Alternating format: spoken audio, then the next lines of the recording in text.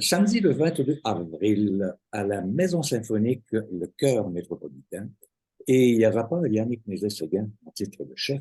Non, ce sont plutôt deux chefs de chœur un qu'on connaît très très bien parce qu'on le voit à tous les concerts, c'est Pierre Tourville. Bonjour Pierre. Bonjour. Bonjour, bonjour Winston, bonjour Sylvie. Et François A, faut bien le dire, Oui, mais Louis May, qui, lui, sa besogne dans la vie, c'est d'être chef de chœur. Alors, messieurs, qui va prendre la scène en premier? Ce sera moi. et quel sera le programme que vous nous offrirez pour le 22 avril? Le programme qu'on offre est dans le cadre d'une série qui s'appelle Opus, parce qu'à chaque année, le Chœur métropolitain présente un concert sans l'orchestre. Et puis donc, c'est notre Opus 7 qui a été reporté plusieurs fois à cause de la pandémie. Le programme a été vraiment, cette fois-ci, conçu par Pierre et Yannick, qui nous ont proposé un superbe répertoire de musique romantique, du Bruckner, du Schubert, du Brahms et du Clara Schumann. On va commencer avec des pièces pour voix d'homme de Schubert. Donc ça va débuter le concert. Et puis ensuite, on va enchaîner avec des pièces a cappella de Clara Schumann pour chœur mixte. Puis on va terminer avec une pièce pour un cycle de pièces pour chœur, voix de femme, deux corps et harpe de Johannes Brahms. Et parlons justement de euh, les accompagnateurs, c'est-à-dire les musiciens qui seront invités à accompagner le chœur métropolitain. Pierre, peut-être? En fait, ce sont les membres tout simplement de l'Orchestre métropolitain. Alors, ce sont eux qui se joindront à nous. En fait, pour ma messe, pour ma partie, en fait, la messe de Bruckner, c'est un ensemble à vent avec les quatre corps, des trombones, des bassons, clarinettes, hautbois. Alors, c'est un ensemble assez réduit, mais qui donne un peu un aspect organistique à l'orchestration. Et pour François, il y a aussi notre harpiste, notre nouvelle harpiste, Robin Best, qui va se joindre et avec les quatre corps et les deux corps pour d'autres œuvres. Alors, mais ce sont vraiment les musiciens de l'OM Et les quatre corps, Louis-Philippe Marsollet, premier corps, Simon Bourget, Corinne Chartreux-Lefebvre et Jocelyn Veilleux pour l'occasion. Exactement. Tout à fait. Alors, en première partie, donc, Schubert, quelles sont les deux pièces? On a la pièce de résistance de notre petite portion Schubert, c'est une pièce qui s'appelle Nachtgesang im Wald. C'est une pièce où les hommes chantent leur joie et leur admiration pour l'atmosphère de la forêt la nuit. Donc, on a ce groupe d'hommes qui se retrouvent à saluer la forêt avec beaucoup de prestance, beaucoup d'excitation aussi. Puis évidemment, les corps sont souvent associés à la chasse avec le côté sylvestre. Dans la musique allemande, là, c'est quelque chose qu'on retrouve souvent. Donc, il y a les quatre corps qui accompagnent le chœur de voix d'homme. C'est vraiment une pièce magnifique. On va commencer avec un petit hors-d'œuvre qui s'appelle Zum Rundetanz, qui veut dire la danse en ronde. Donc, ce sont les mêmes hommes qui sont heureux de danser autour d'un arbre. Et puis, c'est presque une chanson de Boy Scout, là. Et puis, les voix d'hommes sont vraiment bien mises en valeur. Je suis très, très content de faire des pièces pour voix d'hommes avec le chœur métropolitain. Ça nous arrive pas souvent. Et pour le Schumann, trois pièces pour chœur mixte. Clara Schumann a choisi de la poésie d'un poète du 19e siècle.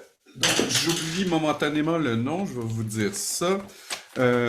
Ces poèmes-là qu'elle a choisis sont assez touchants parce que quand on connaît la vie de Clara Schumann, elle était évidemment une compositrice très très reconnue en son temps, une pianiste très reconnue, et puis elle a eu aussi à composer avec un mari qui était très instable émotivement. Et donc, elle a choisi des poèmes de Emanuel von Geibel qui évoquent des souvenirs heureux de séjour à Venise. Parce qu'on sait qu'ils sont allés à Venise en couple dans un voyage en amoureux. Donc, c'est assez touchant de voir cette espèce de nostalgie d'un temps tout paisible où est-ce qu'on est très dans un voyage romantique. Ça, c'est le premier et le troisième poème.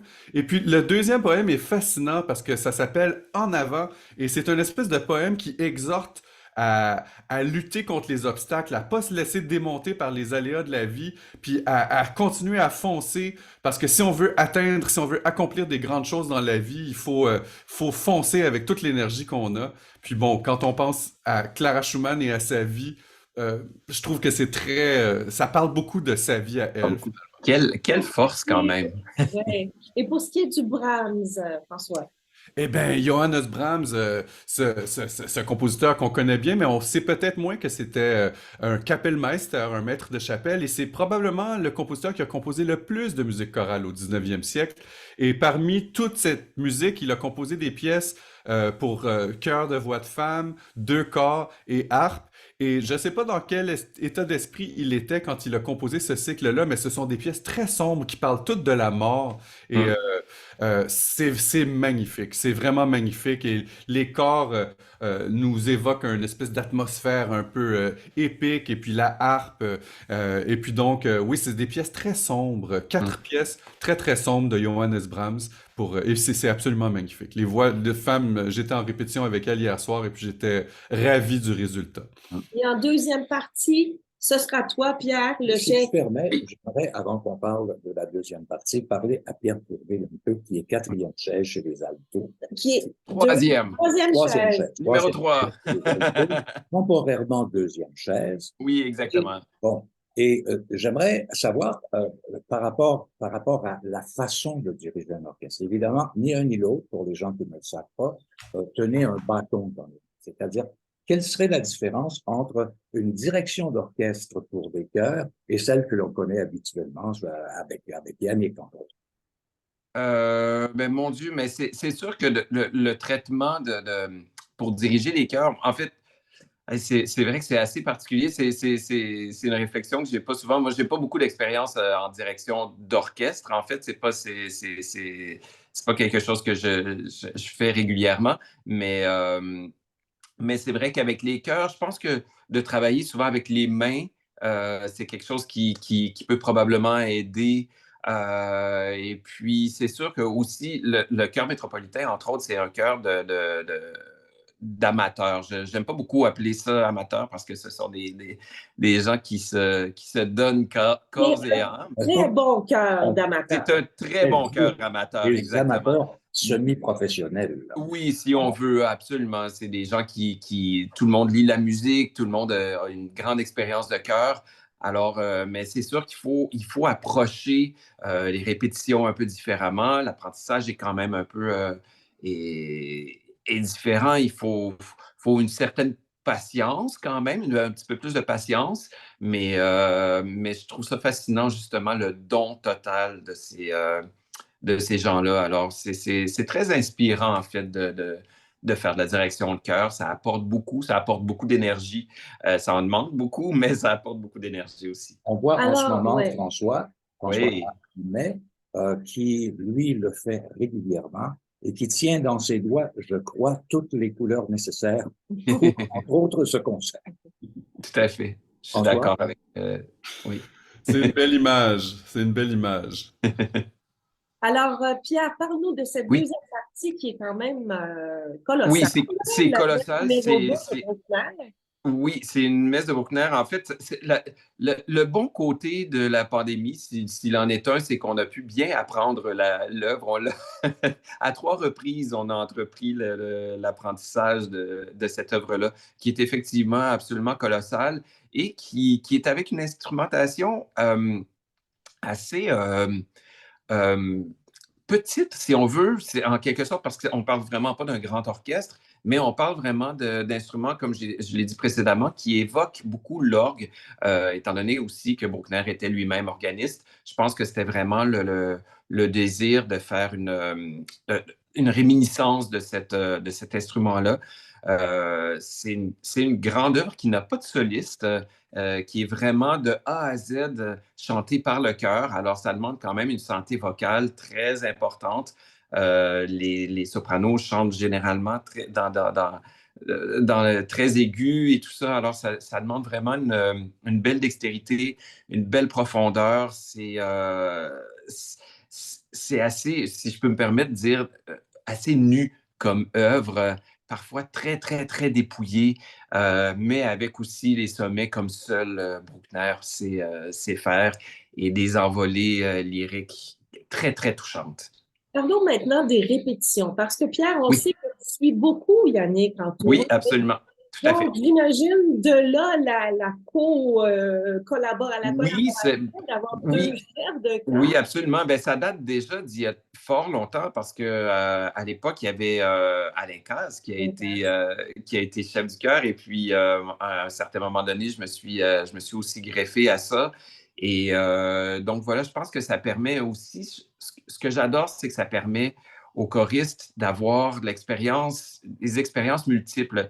Parce que je pense que François et moi, on est des personnalités assez différentes et j'espère qu'on apporte euh, des qualités chacun de notre côté et ça garde aussi une espèce de vivacité, là, toujours une attention et ça nous permet aussi du côté pratique une certaine flexibilité d'horaire pour C'est quand même, François et pour moi. c'est quand même Agnès Grossman qui avait créé le chœur. Mais oui, absolument, tout à fait. C'est quand même un des chœurs légendaires au Québec, si on veut. Alors, oui, on n'oubliera jamais ça. Voilà. Parce qu'on se souvient entre autres, le 6 décembre, Oui, Agnès faisait la 9e de Beethoven parce tout qu'à à ce fait. moment-là, on avait Feu Pierre Pellado, Mhm. beaucoup Beethoven, mais c'est Oui, aussi une façon de se souvenir des de événements comme... oui, tristes tout de à la fait. Polytechnique, Tout à fait. Euh, François, as-tu quelque chose à rajouter sur les commentaires de Pierre à propos de la collaboration entre vous deux? Ben, je renchérirais sur ce que Pierre a dit. On nous dit souvent de la part des choristes que nos approches sont très complémentaires. Et puis, moi, j'ai tendance à être peut-être un petit peu plus technicien, axé sur la technique vocale, l'intonation, des détails peut-être un petit peu plus anodins de plaçage de consonnes, puis ça. Puis Pierre, Mais lui, toujours avec un grand cœur, François. toujours avec un grand cœur, mais moi, ce que je trouve fascinant, c'est de voir Pierre, au fil des années, qui évolue, qui suit Yannick dans les plus grandes institutions au monde, et puis il revient avec des idées de phrasés, d'interprétation, puis il amène ça au cœur, puis ça, je trouve ça merveilleux. Puis je suis vraiment d'accord avec ce que Pierre dit aussi, c'est que le défi d'un choriste qui chante dans un chœur symphonique, c'est de s'adapter à différents chefs. La plupart du temps, c'est Yannick, mais c'est déjà arrivé qu'on soit dirigé par d'autres chefs Absolument. en concert. Et donc, ça garde vraiment les choristes flexibles, comme disait Pierre, là. Ils sont déjà habitués à réagir à deux chefs différents de façon Ouais. régulière. Alors, vous êtes combien, là? Moi, j'aime bien les chiffres, j'aime bien les statistiques aussi. François, c'est toi qui vas répondre. On Vous êtes, est 89 pour ce concert-là, un petit peu plus nombreux en deuxième partie qu'en première partie. On est allé chercher Oui. des renforts pour la messe de Bruckner. Donc, oui, je pense qu'on est 82 en première partie, puis 89 en deuxième partie. Et Si je quand m'y... tu parles de renfort, est-ce que ce sont des choristes professionnels? Absolument. Et certains qui ont déjà fait partie du chœur ou qui sont aussi dans les chœurs les autres chœurs de François, qui sont des chœurs assez extraordinaires aussi. François, toi, tu dois toucher à tout le répertoire, par exemple, de ce concert-là, mais est-ce que Pierre, tu les fais répéter aussi la première partie de François? Ou tu... J'ai eu la chance, effectivement, que François s'occupe un peu de la messe de Bruckner, mais lui-même s'est occupé de tout son répertoire. J'ai pas eu besoin de toucher à son répertoire, mais je vous sais que faites, voilà, vous faites un beau tandem tous les Ouais. deux. Et ça on va être essaie en tout cas. un concert d'exception, tu sais, parce que c'est bon, ça revient à chaque année avec l'Opus. Alors, c'est Oui, vraiment l'occasion pour tous les amateurs de chorale, de chant choral, d'aller faire un tour à la Maison symphonique et ce sera sans doute un concert dont on se souviendra encore Donc, une on fois. le rappelle, c'est samedi le 22 avril, donc en fin de semaine, à 19h30 à la Maison Symphonique. Alors, on vous Oui. souhaite à tous les deux et à la chorale, le chœur métropolitain, un très, très bon concert. Merci de nous avoir accueillis. Merci. Merci à vous.